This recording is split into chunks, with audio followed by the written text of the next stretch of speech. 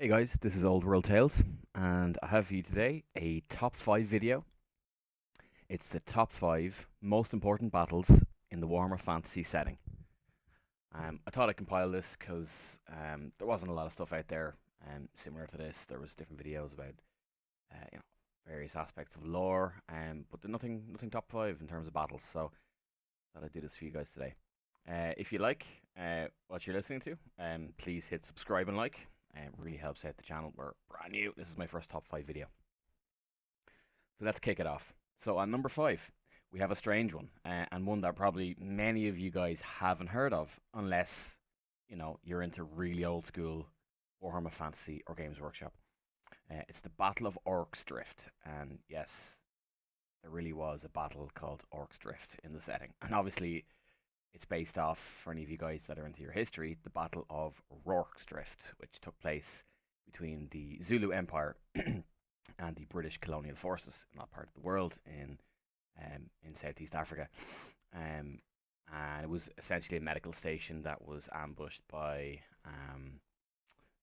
a Zulu army who took the opportunity. King Shaka was at that time a pretty good strategist and commander, and was given the British a run for their money, despite the fact that they didn't have great weapons technology compared to the British.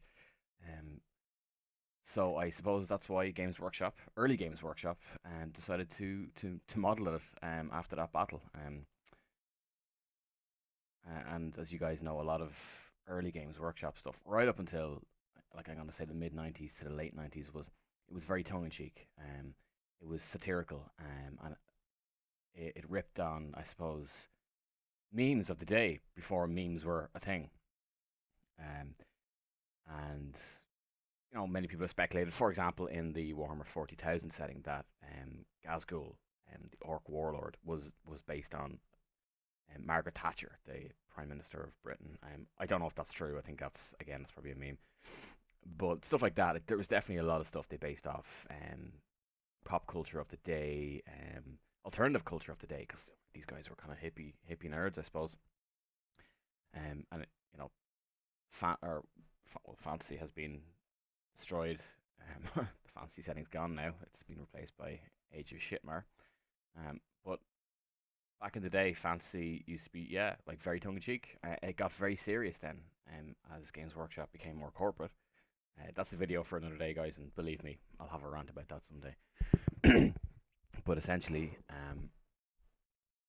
that's the way it went. It became very, very serious. It stopped having that kind of tongue.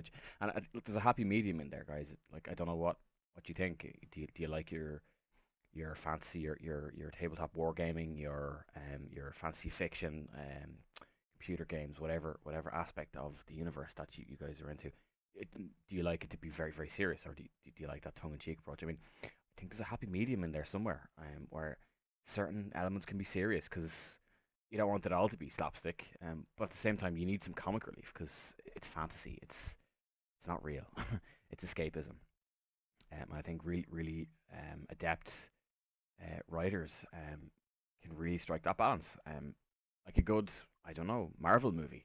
The best ones have comedy in them. They don't take themselves too seriously, but at the same time, there's elements of serious story arcs where we see heroes suffering, and there's loss, and more darker elements to it. So um, let me know in the comments below if you guys have heard of this Battle of Orcs Drift, and if you guys are familiar with the earlier aspects of Warhammer Fantasy and Games Workshop. I mean, I was looking through some old books I had there, kind of in prep for some of my videos, and I think it's the very first incarnation of Warhammer Fantasy.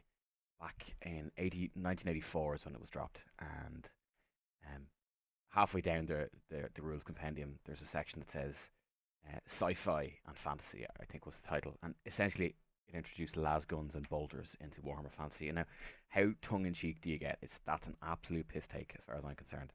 And there's people that play tabletop games where it's pre 40k, it's pre Rogue Trader, but where I guess the proto Space Marines, proto Imperial Guard were running around shooting at trolls and giants and goblins. Um, take from that what you will. But yeah, there's a long intro into my first of the top five, the Battle of Orcs Drift. So let's kick it off.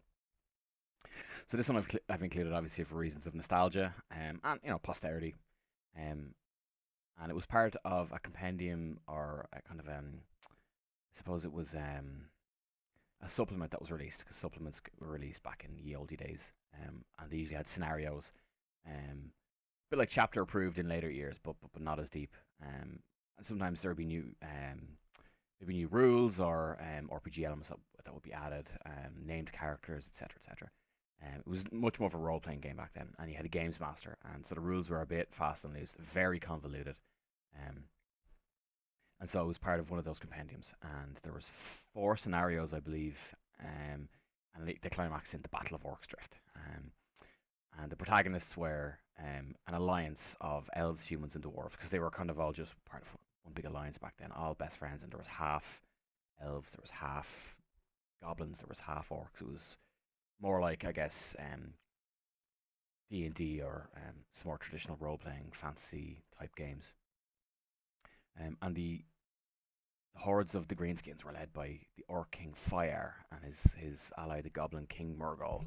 And Fire had been beaten by um, the Alliance in what eventually came to be the Chaos Waste. So it was called the Chaos Wastes in that iteration of the game. Um, and it was located north of Nagaron, as it still is. And if you guys play Total War Warhammer, um, especially the Mortal campaigns, you'll be familiar with that, or you played the tabletop and you've seen the maps and the codexes and the rules books, and you're familiar with the fluff. You guys will know that Nagaron is Dark Elf, I suppose, homeland. It's where they set up camp, I suppose. And to the north of it is the Chaos Wastes. It's a wasteland. It's kind of a steppe environment, I suppose, where hordes of kind of monsters, chaos trolls roam, and nasty stuff in general. Kind of nomadic tribes of chaos worshipping humans. Um, the Crawl and the Ungol and all kinds of mad guys. Back then it wasn't quite that. It was the Chaos Waste, but it was a little less fleshed out than it is now.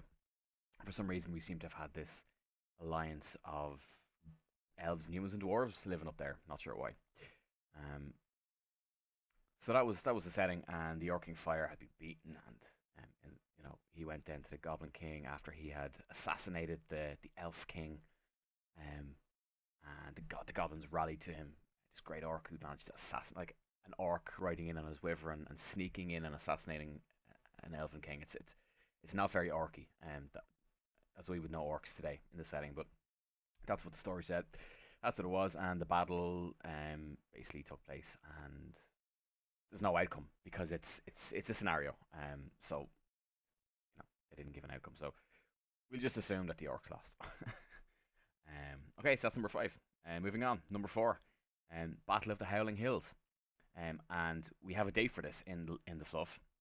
It's 1124 Imperial calendar, so that's the Empire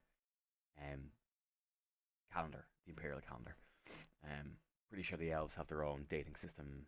Not sure if that's available in any of the fluff over the years. I'll have a look for a future video. And it took place after a devastating black plague, a vile disease concocted by the Skaven and inflicted on the Empire, and it claimed the lives of many, including the Emperor of the day, Boris Goldgather. So a lot of you guys will recognize that name from the lore. I'm not sure exactly when he came into the lore. I'm going to hazard a guess and say it could have been third or fourth. It sounds third or fourth edition. I can't remember exactly. He was definitely in by fifth. I know that for a fact. And he was also known as Boris the Incompetent. So as his name suggests, as did many of the tongue-in-cheek elements of the game, the setting back in the day, he was a greedy, gold gathering, ne'er do well. He was incompetent, probably overweight, probably had a harem and probably just drank ale all day. Who knows? And so he dies anyway from this plague.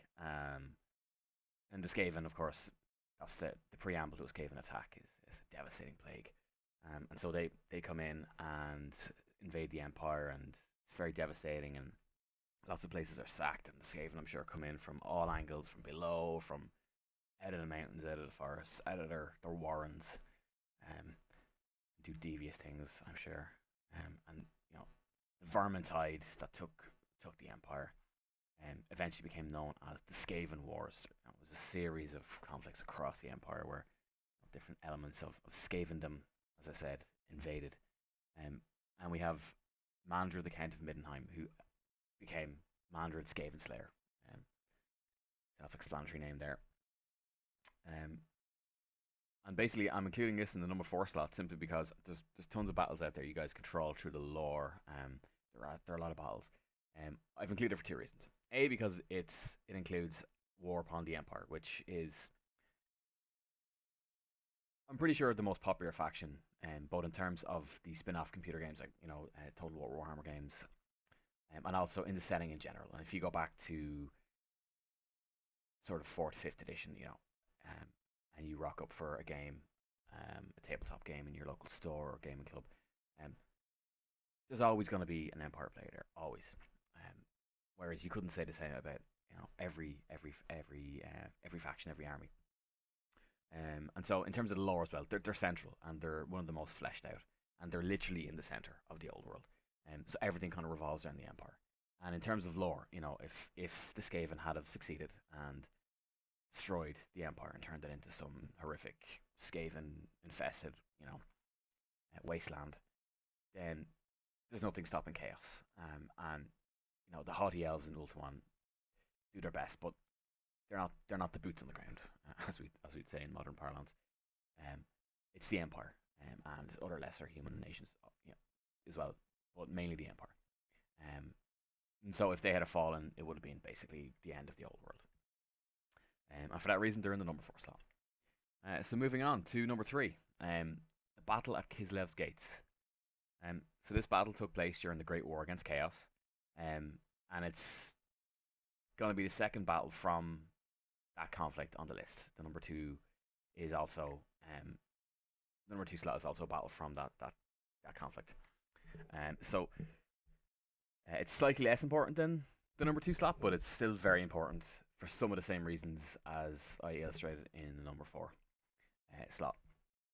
It took place obviously in Kislev, which is in the north. It's above the Empire, so these guys get trounced every time Chaos decide to flood down into the old world. Every time there's an Ever Chosen and he leads the armies of the Chaos Gods, Kislev gets trounced. They just get steamrolled, flattened. They're a relatively sparsely populated faction. Very militaristic, but there's little they can really do realistically to stop hordes of chaos, demons, and twisted monsters, trolls, giants, all the good stuff you guys know from Total War Warhammer or from the tabletop game. Never mind Norscan tribes or other tribes of chaos worshipping humans who roam the wastes, who inevitably end up being co-opted into these huge chaos armies. And so the Ever Chosen at that particular time was a dude called Asafar Kull. Sounds evil. And he led an army of chaos and Norscans and all the other associated badness. And they sacked the Kislevite cities of Prague and Erengrad. Both cities are in the map. Yes, they are. They are both in Total War Warhammer 1 too. So if you guys play that game, you will know these cities and where they're placed. And so the emperor at the time was Magnus the Pious of Nuln, who became emperor on the back of this. On the back of this, he became emperor. And so he realized that the jig was up. That if Kislev fully falls, then who's next? Well, the empire, as had happened previously. And so he kind of decided he'd preempt that, and he put together 2 armies. So he's a clever guy. He realized the time to assemble that army and get it up there, it's going to be too late. Kislev, the capital of Kislev City, I suppose, is going to end up being sacked, and that is literally the last bastion before they then flood down into the empire. And so the empire was a bit divided at the time. It wasn't exactly ready for an onslaught of that level, and so he put together 2 forces. One was a cavalry force, a can't find anywhere in the lore specifically what that was made up of. I'm imagining there would have been knights because the Empire has a lot of different knightly orders, and that would make sense. Um, but I'm also imagining that it was lots of lighter cavalry, so stuff that we know, outriders, pistoliers, um, outriders with grenade launchers, and I'm sure there's other militia cavalry units in the Empire that aren't actually specified units on the tabletop and in the games.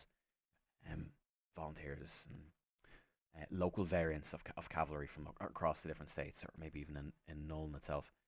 And he sent that army up north, and that was basically to um, kind of head off the Chaos Army. Meanwhile, the main army, led by himself, we can only assume with a big baggage train of supplies, ammunition, cannon, mortars, um, magic users, um,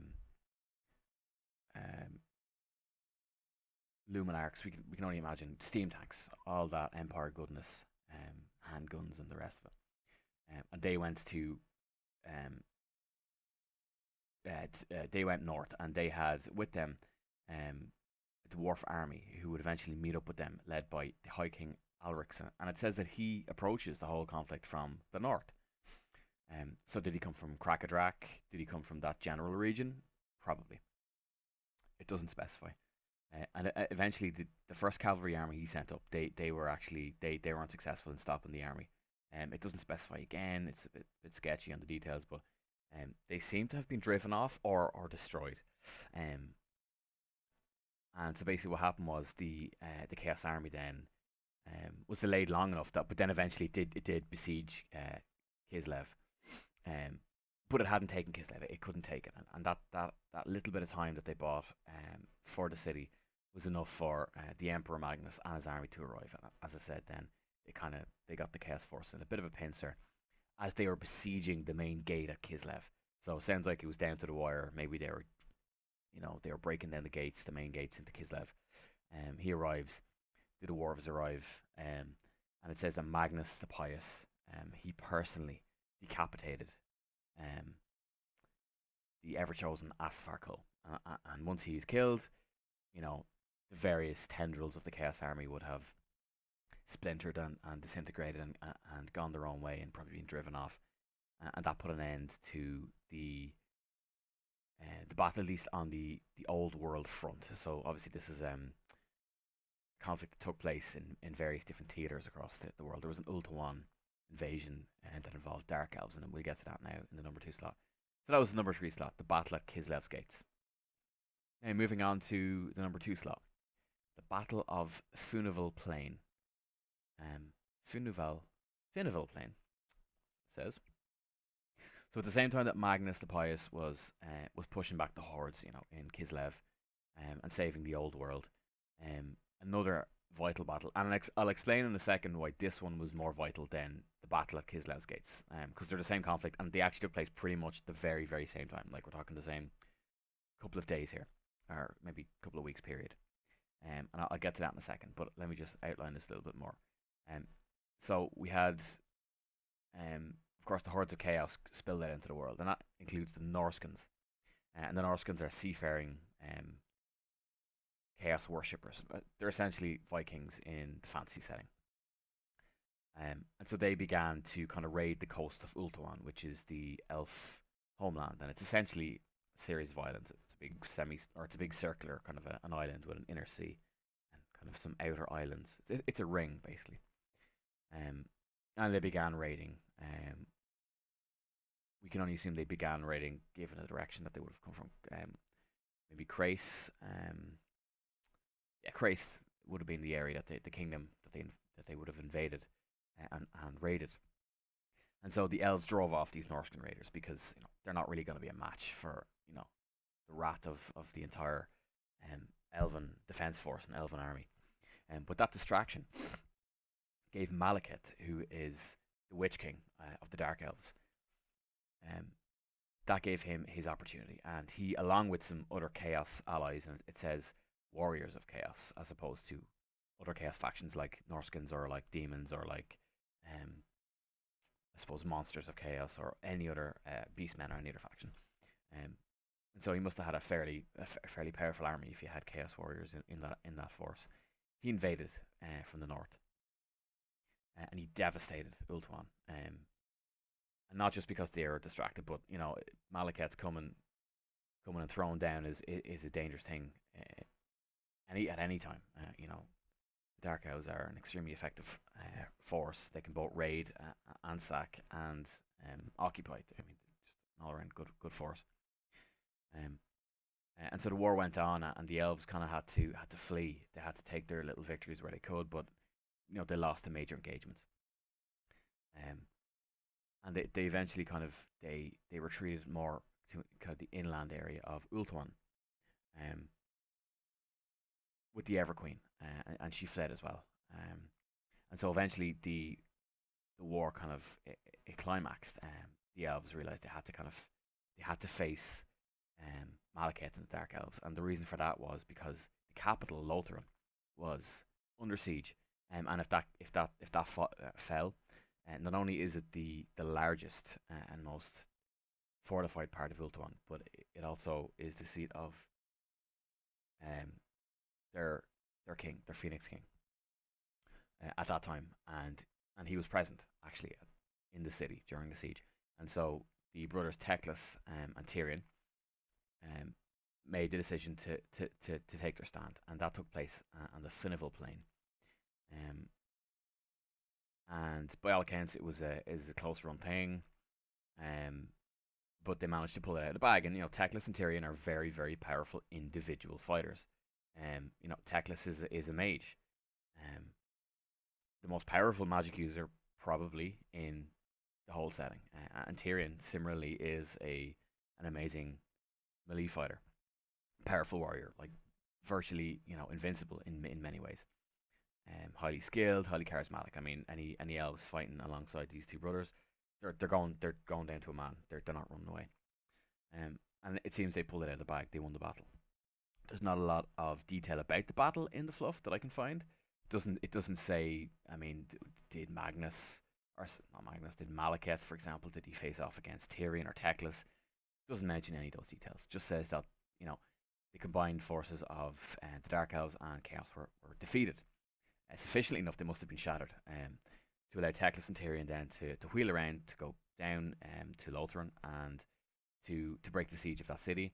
And the reason I include now this battle in the number 2 slot, as opposed to the Battle of the Kislev Gates, because we've 2 sieges being lifted, is because if they hadn't won at the Finneville Plain, Lothlorien would have fallen, and that would have been in many ways the death knell for Ultuan as a territory. I mean, yes, Teclis and Tyrion would have still been alive with an army, but that in itself does not equal victory. They may have had to flee because Ultuan would have been completely defenseless. You would have had hordes of chaos and dark elves roaming around, sacking, burning, and destroying. And so, as a result, that was the turning point in the war on that front, in that theater, Ultuan.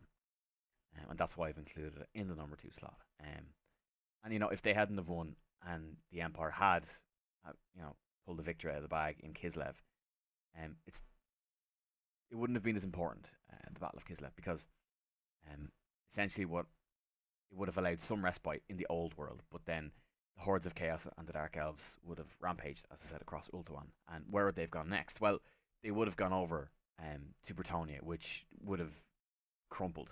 It would have fallen. Bretonnia is not the Empire, and it would not have been able to withstand that attack. Or indeed, they could have just gone all the way to like some Marienburg, or Nordland, and come into the Empire from that direction. And the Empire, as I said, were just in the middle of fighting up north, and so that would have been the death knell for the Empire. And then the rest of the world, I'm sure, would have fallen. And so for that reason, the Battle of Finneville Plain takes the number 2 slot. So now we're on to the number 1 slot. I've been going on for a little bit longer than I had intended, but it's my first top 5 video, you guys, so a bit of patience. Be very much appreciated. And the number 1, guys, is the Battle of Blackfire Pass. I'm pretty sure a lot of you might have seen this coming. Maybe some of you completely disagree. Again, let me know in the comments below. But the Battle of Blackfire Pass was a battle between humans. This is pre-Empire. and pre-Britannia, human tribes, and the greenskin hordes. Um, and the Blackfire Pass, again, for you guys who play Total War Warhammer, you'll know it's that kind of charred-looking part of the map, little corridor that goes from the south of the Empire, cuts through the mountains. It's a pass, so it's not mountainous. Um, Down right into the Border Princes, and then south of that is you've got Carrickvar, I think, dwarves, but south of that you've Greenskin land. It's basically it's the kind of um, area that the Greenskins kind of they gather in before they do these huge wars across the world. Um, and so that's where they came from in this example during the Battle of Blackfire Pass. And Sigmar led the forces of humanity, these tribes that would eventually come together and form the empire. And each tribe became a state, and that's what it says in the lore. And so it's year one of the imperial calendar, and because it's the first year that the calendar obviously started recording history. Um, and so Sigmar himself was present when he was mortal. But he was the men also fought beside a contingent of allied dwarves, and due to this, the alliance that was forged in like the hell of battle, um, it cemented kind of a friendship between men and dwarves that more or less lasts throughout the fluff, all the way until the end times. Um, does it mean that they're best buds forever? No, no. There's been countless wars since between men and dwarves because the dwarves are not one uniform entity. There's different dwarf holds, different dwarf kingdoms, um, and so sometimes there's grudges that are created for different reasons, or humans might transgress or trespass or steal like, from the dwarves, or vice versa. Dwarves might take offense to something um, an emperor does, or an elector count does, or a burgomaster, or a local lord, or an individual does, and it leads to conflict.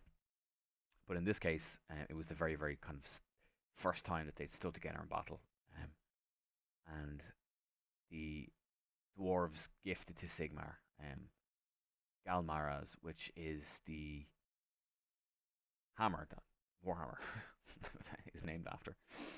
Um, and it's the weapon, one of the weapons actually that the emperors of the empire will wield uh, after this time period, all the way up until again the end times. And so, Karl Franz, for example, in the current um, timeline, if you like, and that Total War Warhammer set in, he wields it. It's a weapon that he can unlock. Um, it's as much ceremonial as well as anything else, because not every emperor takes to the battlefield. If you read through the lore, some of them never do.